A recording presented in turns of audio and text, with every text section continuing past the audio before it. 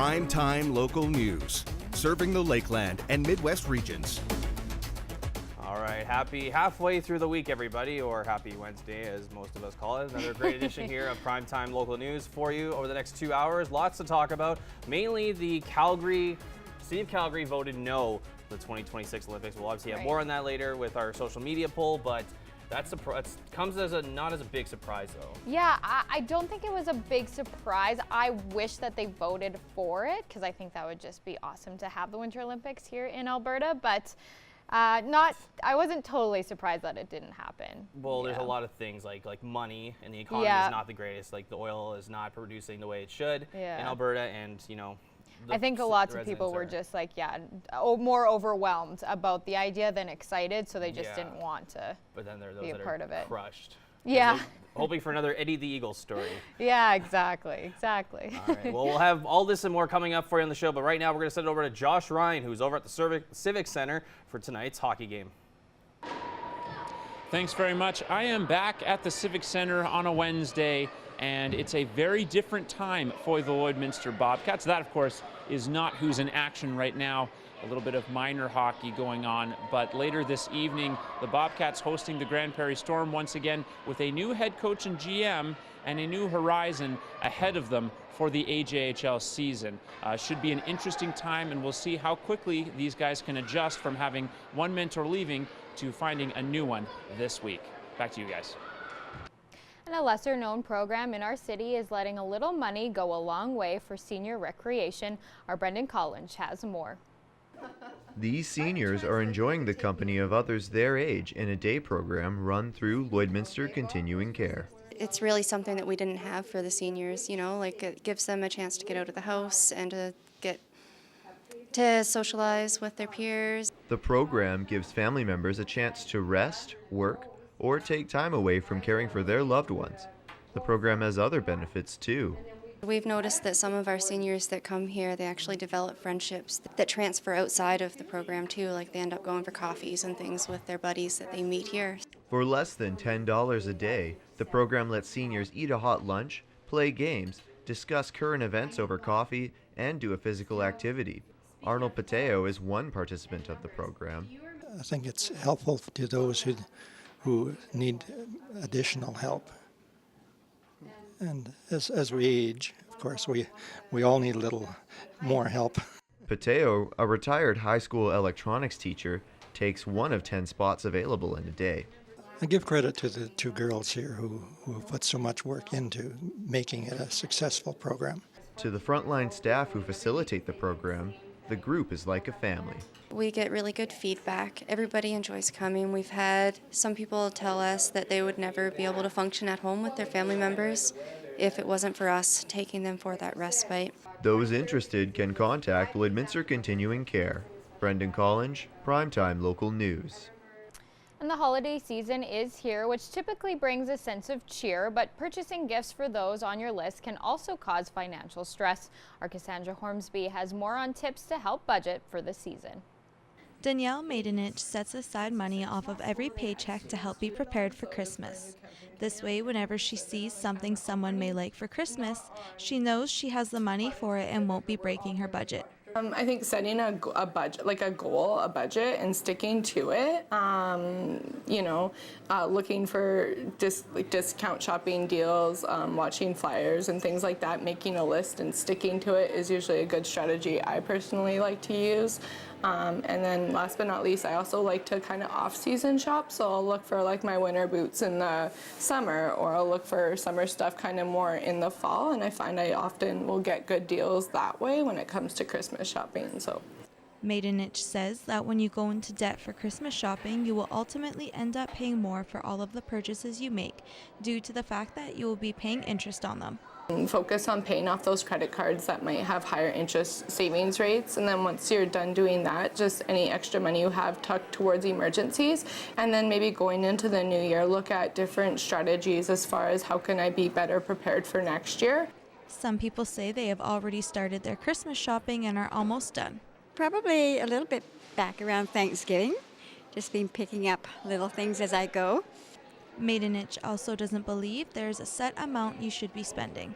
You could be a family who has one child, you could be a family where you shop for many different people. I know sometimes there's families who they buy for every single person in the family, and then there's other families who will draw names out of a hat and, just kind of pick a name and just buy for that. For Primetime Local News, I'm Cassandra Hornsby. The Big Brothers Big Sisters program here in Lloydminster is getting into the holiday spirit early. This year at their location, they have set up Christmas treasure tables that are filled with beautiful Christmas items for purchase. These treasures we have collected all year. And because we only have a certain amount of storage at Big Brothers Big Sisters, we like to share our treasures. So our treasure table has items that are $1 and $5 each. All money raised supports mentoring programs in the agency, and if you would like to drop off some treasures, they are welcome as well. Our rule in the agency is if it's something that we can't utilize, we will find another nonprofit in our community that will be able to make use of whatever it might be.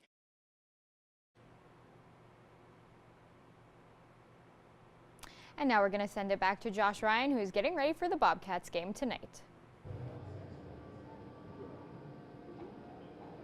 And welcome back to the Civic Center. I'm joined by newly appointed head coach and general manager Nigel Dubé.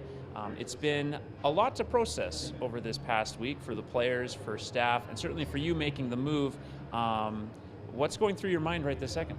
Well, there's been a lot going on in the couple days it's been here, so it's exciting. It's almost like a break to get to the rink and then just coach tonight here away from all the other stuff going on. But it's been a high energy week so far, and continue that tonight. Yeah, and high energy, that's really been, I guess, the specific point in practice, hasn't it? Playing with more pace. Why was that one of the main focuses that you talked about in the news conference the other day as well? Well, I think when you're playing and having fun out there and you're working hard and doing all those little things and you really start to get after it and then you enjoy doing that, and that's going to be a daily habit here moving forward, and the guys will buy into that and enjoy it. For sure. Now, you talked basically about the response you've gotten from the players off camera, saying largely it's been a good response you've gotten in practice. The guys have worked really hard. Is that kind of a relief for you, starting out in the first couple of practices? Well, no, it's expected. It's almost like tryout mode for them a little bit, right? And there's some nerves and that stuff going on, but we kept it simple. We didn't change the world in 24 hours or anything like that, and just had fun with it and went with it, and we'll carry that into tonight. Absolutely, and puck drop tonight is at 7:30 against the Grand Prairie Storm, a team the Bobcats are eager to get back into the win column against this season. Back to you guys in studio. All right, thank you very much, Josh. Taking a look currently at our temperatures right now, +3 degrees. It was a very gorgeous day for us here in the border city. Taking a look at some of the records that we had, 12 degrees back in 2001, so we just missed the mark by about 9, but -23 back in 1986. Definitely colder than today, rather. As we take a look at some satellite radar maps, we're going to have some cloud coverage coming in from the west side there. Tomorrow will be a little bit more cloudier, as we are expecting some snow, maybe some possible freezing rain into tomorrow. No watches or warnings to report here into the area. Taking a look at some current temperatures throughout the rest of the region. 4 out in Whitecourt, Athabasca, Cold Lake. 5 in Edmonton, 6 in Edson, out in Saskatchewan. -1 in North Battleford, -4 in Saskatoon, and -5 in Prince Albert. As we take a look at some temperatures throughout the region, overnight in North Battleford, -3 with some cloudy skies. Tomorrow, 0. They will get some snow with wind coming in from the northwest to west at 11 there. Cold Lake, clear skies overnight, sitting at -4, and tomorrow they will get some -3 temperatures throughout the day with some cloudy skies. For us here in Lloydminster, -3 overnight with some cloud coverage. Tomorrow is when some snow will start to accumulate at -2 throughout the day. As we take a look at the next 3 days, so a 67% chance of some flurries tomorrow, possibly 5 centimeters worth of snow tomorrow, but that could change throughout the day with a low of -3. Friday, it will be colder at -11 with the high and a low of -14. On Saturday, it will get a little bit warmer with some sunny and cloudy mix, -8 and -17, but we'll have all that and more coming up later on in the show.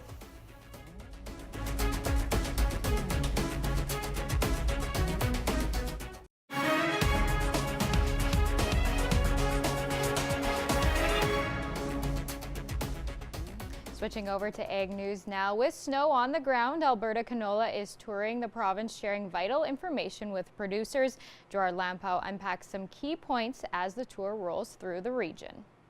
Scientific information versus not, etc. like that. choosing a better variety that is suited for that particular race of the blackleg fungus. You can pick out the right resistance genes that you need to have in your canola varieties that will fight off the disease and keep the yield there. Agronomist Clint Yerke weighing in on one of the many challenges facing producers. Another big one as the PMRA reviews seed treatments and the possible loss of agronomic tools is the ongoing glyphosate debate. Our regulatory bodies here in Canada, the regulatory bodies in the U.S., they've all found no link between cancer and glyphosate. As you mentioned, it's the most extensively studied chemistry, probably in the history of the world. Mark Walker with CCGA echoes the sentiment of producers that losing access to existing tools will not allow farmers to feed the world. The focus switched to markets as canola has been falling over the last little while. Harvest pressure is what's caused canola to move lower here, but also overhanging over the market is soybean ending stocks in the U.S. 955 million bushels is what USDA had suggested last week. David Drozd with the Winnipeg-based Ag Chief says more pressure on oil seeds could come next year when the South American soybean crop is available, and if the China-U.S. trade battle is not resolved. The audience had a lot to digest. I hope that we continue to push the science behind it and not the rhetoric. What's happened down in the United States isn't totally science-based. Given the changes that have come from the CRA, a conversation on tax tips and traps was also on the menu. It's not just tax, it's legal, banking, life insurance, all of those. And it may be different advisors, or it should be different advisors that you use for each one of those areas to make sure that you're getting a well-rounded approach. Stakeholders will be digesting this information for some time as Alberta canola continues its Powering Profits tour. There was so much diversity from all of the experts. It was so great to join. It's something I hope I can use back home at my farm as well as at work at the credit union. Gerard Lampow, Primetime Local News. The chairman of Manitoba Pork says more meat plants are needed to ensure that producers get a fair price. George Matheson says pork prices are low and there is only one buyer in the province. He says producers would be better off if there was competition. Meanwhile, Matheson says there is a lot of interest in new barn construction, especially in western Manitoba. Manitoba Pork held meetings last week. And now we're going to take a look at your egg prices.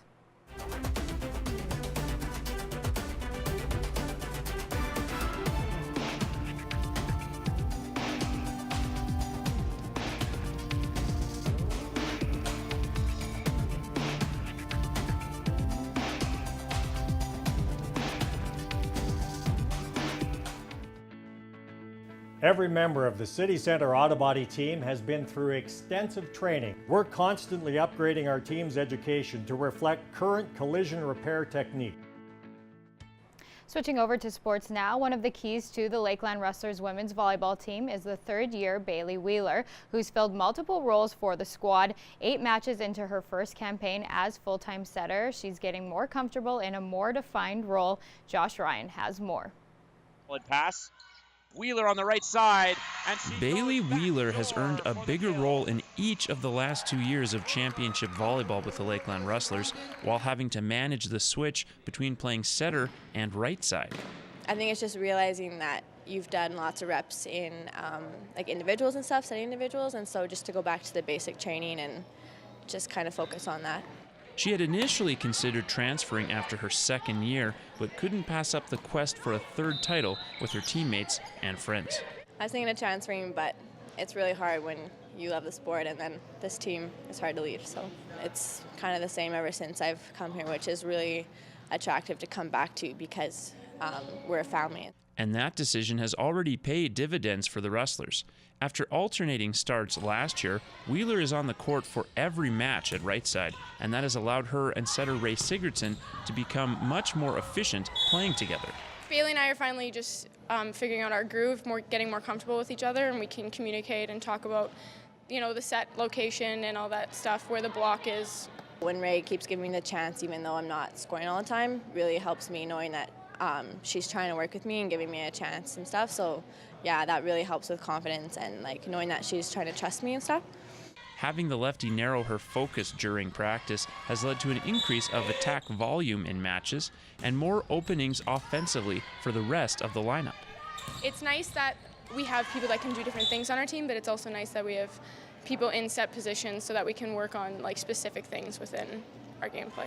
And the chemistry for those set positions should pay off come playoff time in February.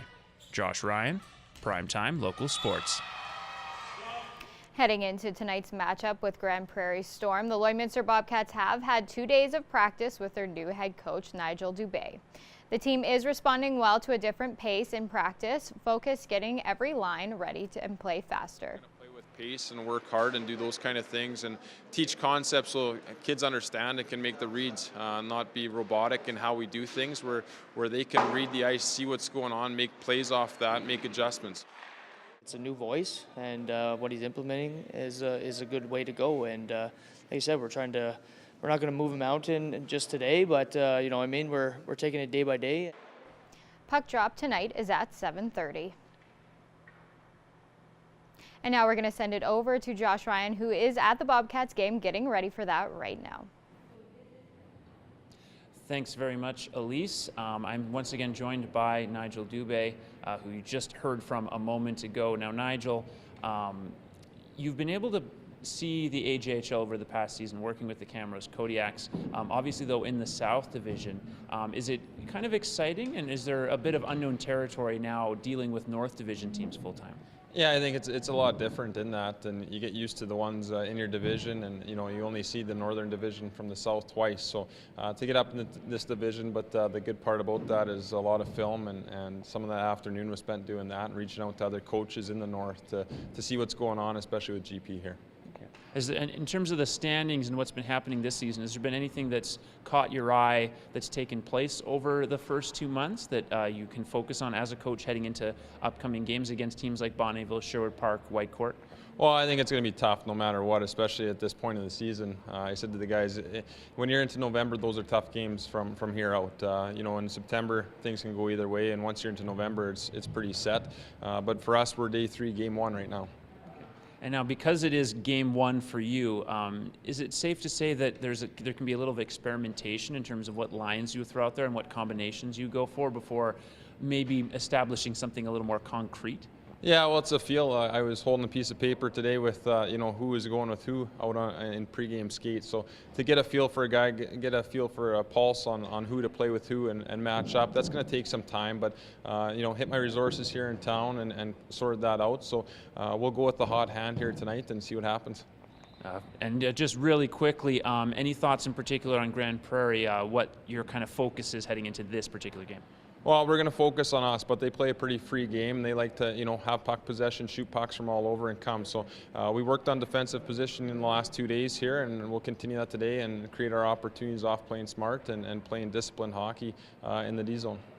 And you'll get a chance to see if that disciplined approach works in game 1 of Nigel Dubé's tenure here. 7:30 puck drop at the Civic Center. All right, thanks very much, Josh. Take a look at our weather photo of the day. Gorgeous, gorgeous farm set out there. Gorgeous skies with all that snow, which we may possibly get a little bit more, but we'll have to wait and see as we head into tomorrow night. Take a look at some current temperatures. 3 across the board in Lloydminster, Vermilion, Marwayne, Provost, Macklin, and Vegreville. 4s up in Bonnyville, Cold Lake, and Lac La Biche. Out in Saskatchewan, Green Lake gets 2, as well as Meadow Lake, St. Walburg 1, North Battleford at -1. As we take a look at some other temperatures down south a little bit, La Loche at 0, as well as Buffalo Narrows, -6 out in South End and Flin Flon. Taking a look at up north there, Uranium City at -16, Stony Rapids -17, Grand Prairie at 2, Slave Lake at 3, Fort McMurray -4, High Level -6. As we take a look at some southern cities here in Alberta and Saskatchewan, 8 out in Calgary, 7 in Medicine Hat, Lethbridge, -1 out in Banff. As we shift over to Saskatchewan, Moose Jaw at 4, Regina sitting at 1, Estevan at 5, Yorkton -2, and Swift Current and Kindersley both at 3 degrees. Take a look at tomorrow's temperatures. -2 for us here in the Border City. Will be a little bit colder over the next couple days as we get back into double digits, which we'll have more information a little bit later. -2 in Vermilion and Marwayne as well. -4 in Bonnyville, -3 -3 in Cold Lake, as well as -4 in Pierceland and Green Lake. 0 in North Battleford. Taking a look more out west, Edmonton getting the +3 treatment, -3 out in Lac La Biche, -2 in St. Paul, and 3 down south in Provost and Macklin. As we take a look at some snow accumulation, this is where it's going to get interesting. As you can kind of see over the next couple of hours here, as we see heading into Saturday, we're not in the pink range, so we're nowhere close to where the double digits are for the amount of centimeters that are going to accumulate around Saturday, around 5 p.m. As we take a look, it might be closer to 4 centimeters over the course of between now and Saturday at 5 p.m. So be prepared nonetheless for whatever may come over the next 24 to 48 hours. We could see some possible freezing rain heading into tonight, and a 30% chance of snow into the morning. But as we take a look at the school day forecast, 8 a.m. -2 with some flurry periods of snow with cloudy skies. It's going to be mostly cloudy skies tomorrow throughout the day, so make sure you're bundled up if you're heading up for recess there. So -3 at recess and lunchtime, and as well as home time for the kids that are out at school. Take a look at the next 7 days. So a 67% chance of snow. A lot of that might come in the afternoon with the high of -2, -11 on Friday, -8 on Saturday, -5 on Sunday. And we get a little bit warmer back next week at +2 on Monday and +1 on Tuesday, with a mix of sun and clouds all throughout the rest of the week. Tomorrow will be the only real cloudy day, and also -3 on Wednesday to wrap up the 7 days. But we'll have more primetime local news for you after the break. And now we're going to send it back to Josh Ryan, who's getting ready for the Bobcats game tonight. Thanks very much. I'm joined now by forward Tucker Scantlebury. Now, Tucker, it's been an eventful week, obviously, for the players, and this is something that you're not unfamiliar with, as it's actually going to be your third head coach at the junior level. Before you played with Melville, before coming here, and now a new coach once again with this squad. So what did you tell some of the guys who were experiencing this for the first time?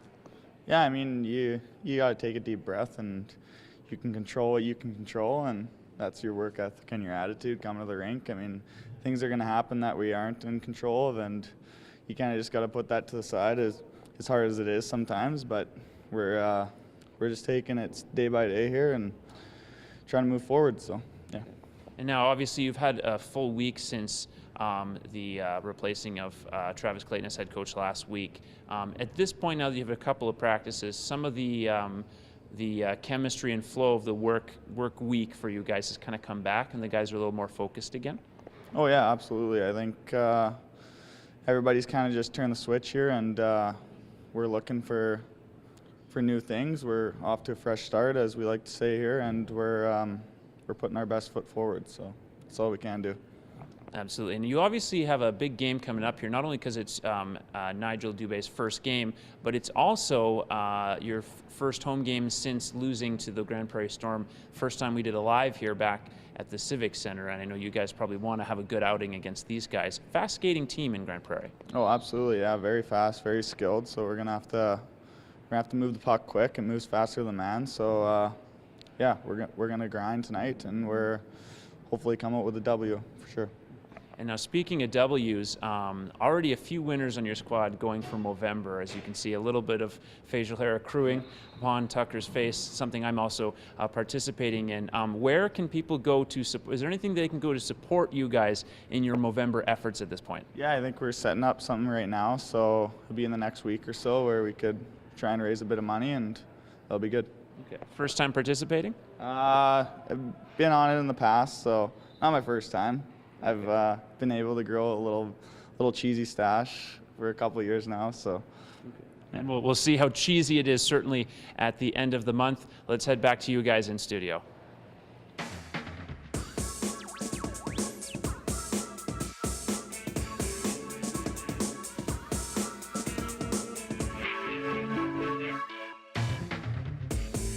All right, so it was a big day in Calgary yesterday. We did ask you on social media, are you surprised that Calgarians voted no to the 2026 Olympics? And the numbers were pretty lopsided one way. 73% said no and 27% said yes. I just want to read a couple of tweets here from some well-known people in the Calgary area. Nenshi, of course, saying, thank you for coming out in big numbers to vote. Thank you for taking part in this conversation. And thank you for caring deeply about the city. We still live in the best place in the world. Tomorrow we continue to work for an even brighter future. And Of course, one of the best women hockey players, Haley Wickenheiser, took to Twitter saying, respect and thank every single person who voted today. Democracy reigns, a perfect storm of negativity and confusion. I believe Calgary loses in the long run, but it is what it is. And it is what it is. But there's a lot of factors that went into this because money, the government was the provincial government and the federal government were going to give money, and the city of Calgary was going to give a lot of money as well. So yeah, I think a lot of people, the idea of having the Olympics is so wonderful, but I think that kind of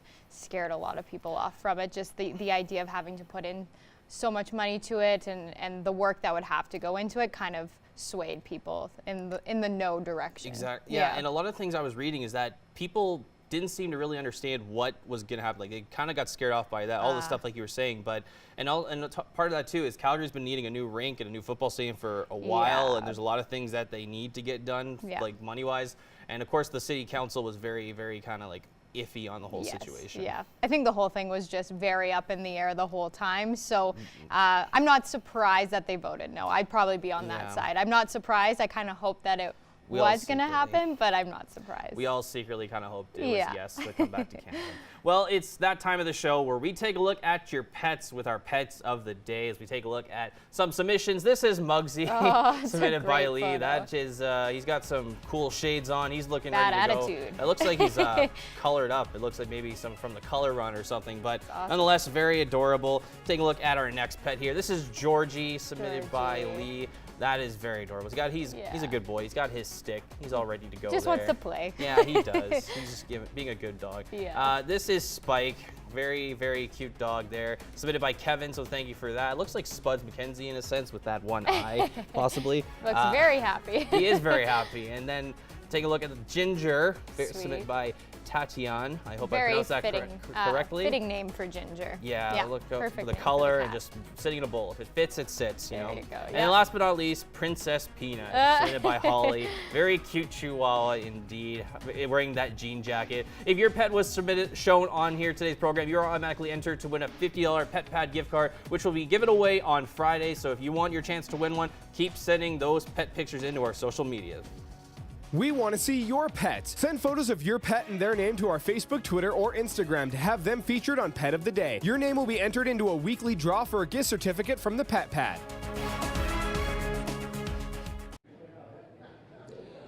And we're back one last time at the Civic Center. Unfortunately, that view you see of ice cream, ice cones, and popcorn is not going to end up at the Primetime local desk. Sorry, producer Eric, no food for you this evening, mainly because I didn't bring money with me, so there's no way to bring those snacks to you. But for those of you who come down here to the Civic Center, there's plenty of snacks to purchase, as well as 50-50 tickets, the Frisbee toss, amongst other things. Again, a very big game for both teams. The Storm trying to respond after losing 5-2 last night in Bonnyville, but the Bobcats, of course, trying to get a win in their first game with Nigel Dubé behind the bench. And we'll send it back to Connor Chan and the gang for one last talk on the desk. Look at this sad face, Josh Ryan, that you did when you didn't promise all of us food. I'm sad. Well, I'm sad. That ruined my day. He could have easily gotten food for us. I'm still hoping. I'm still gonna hope, and hopefully he'll bring some back. I'm gonna have to give him a quick call. Yeah, we're gonna have to do that. Well, that's gonna do it for us this evening, folks. Thanks so much for watching. We'll see you again tomorrow. Have a great night. Have a good night.